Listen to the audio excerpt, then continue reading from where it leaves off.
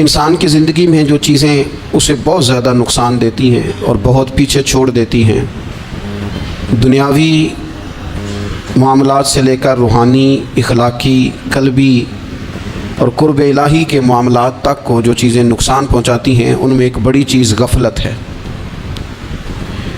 ایک لفظ ہوتا ہے جو ہمیں اکثر سننے کو ملتا ہے کہ آپ کی توجہ نہیں ہے۔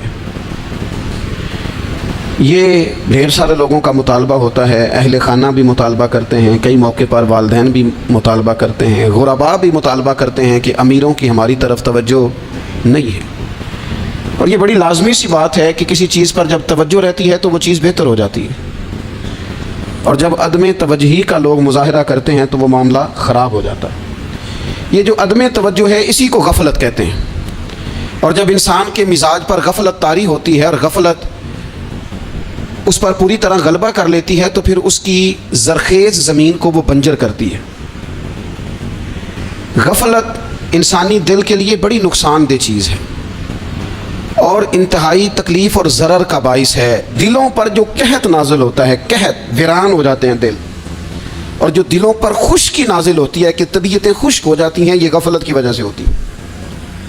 جو لوگ غافل ہو جاتے ہیں نا، اپنے معاملات کا دھیان نہیں رکھتے، دیکھیں نا، آپ کو کھانا کھاتے بھی غافل نہیں ہونا چاہیے۔ اگر کھانا بھی غیر معتدل کھا لیا جائے تو وہ انسان کی طبیعت کے لیے باعث ضرر بن جاتا ہے، نقصان کا باعث بنتا ہے۔ بات کرتے ہوئے بھی غافل نہیں ہونا چاہیے، کئی دفعہ جملے ایسے نکل جاتے ہیں جو انسان کے لیے پھر شرمندگی کا باعث بنتے ہیں۔ انسان کو غافل ہو کر کوئی کام نہیں کرنا چاہیے، غافل ہو کر، مدہوش اور بے ہوش ہو کر نہیں۔ غفلت دل کو ویران کرتی ہے، طبیعت میں خشکی لاتی ہے۔ غافل کبھی نہ بنے۔ قرآن مجید فرقان حمید نے ارشاد فرمایا کہ اقترب للناس حسابہم، فرمایا لوگوں کے حساب کا وقت قریب آ گیا، وہم فی غفلت معرضون، اور وہ ابھی بھی غفلت میں منہ پھیرے ہوئے ہیں۔ ٹائم آ گیا حساب دینے کا، لیکن وہ ابھی بھی غافل ہیں۔ ہمارے جو زیادہ تر نقصان زندگی میں ہوئے ہیں وہ صرف ہماری غفلت کی وجہ سے ہوئے۔ ہم نے چیزوں پر توجہ نہیں دی، چیزیں گڑبڑ ہو گئیں۔ جس آدمی نے پھول لگائے ہوں، پھل لگائے ہوں، کھیتی لگائی ہو، وہ دانہ ڈال کے پانی دے کے فارغ نہیں ہو سکتا، اسے توجہ کرنی پڑتی ہے۔ اور کسی نے کہا تھا مالی جیندے ہون تو پھر بوٹے سوکھدے نہیں، اگر موجود ہونا ان کو سینچنے والا، رکھوالی کرنے والا، تو پھر ان کی جڑیں کبھی خشک نہیں ہوا کرتی۔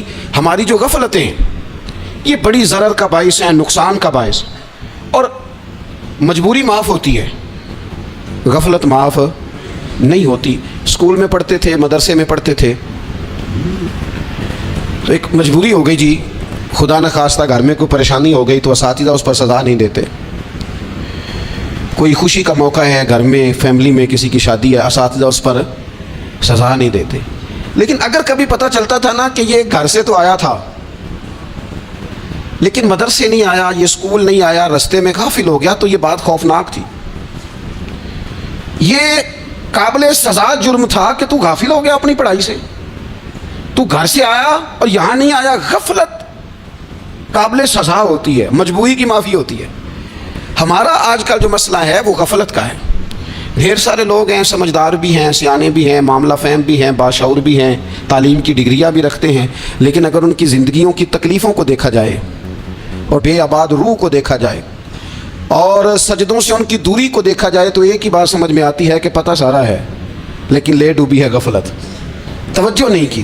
لائق بچہ بھی نالائق ترین زندگی گزارتا ہے، اس لیے کہ اس کے لائق ہونے کے ساتھ ساتھ اس کا توجہ کرنا بھی تو ضروری ہے نا۔ نرے لائق کا کیا فائدہ اگر وہ محنتی نہیں، اگر وہ توجہ ہی نہیں کرتا، اپنا سبق دھیان سے سنتا پڑھتا ہی نہیں، تو بھی جتنا مرضی لائق ہو پیچھے رہ جائے گا۔ اور کئی نالائق ہوتے ہیں، رٹا لگا کے پاس ہوتے ہیں، پر چلو رٹا تو لگاتے ہیں نا، محنت تو کرتے ہیں نا، جدوجہد تو کرتے ہیں۔ کئی نالائق جدوجہد کے باعث آگے گزر جاتے ہیں اور کوئی اسی چکر میں رہ جاتے ہیں، میں بڑا لائق ہوں، کل پڑھ لوں گا، پرسوں پڑھ لوں گا، ہفتہ تیاری کر کے پاس ہو جاؤں گا۔ اپنی زندگی سے غفلت کا پردہ اٹھائیں، اور غفلت اس کے لیے فیصلہ کرنے کی ضرورت ہوتی ہے، پلاننگ کرنے کی نہیں، فیصلہ کرنے کی ضرورت ہوتی ہے کہ میں نے اب غفلت کرنی۔ ہم نہ جب بھی کوئی پروگرام بناتے ہیں تو منصوبہ بندی شروع کر دیں، منصوبہ بندی نہ کریں، فیصلہ کریں، کہیں کہ میں نے غافل نہیں ہونا۔ غفلت غرق دنیا کا نام ہے، اپنے آپ کو غفلت سے بچائیں۔ آپ دیکھیں حضرت کعب بن مالک رضی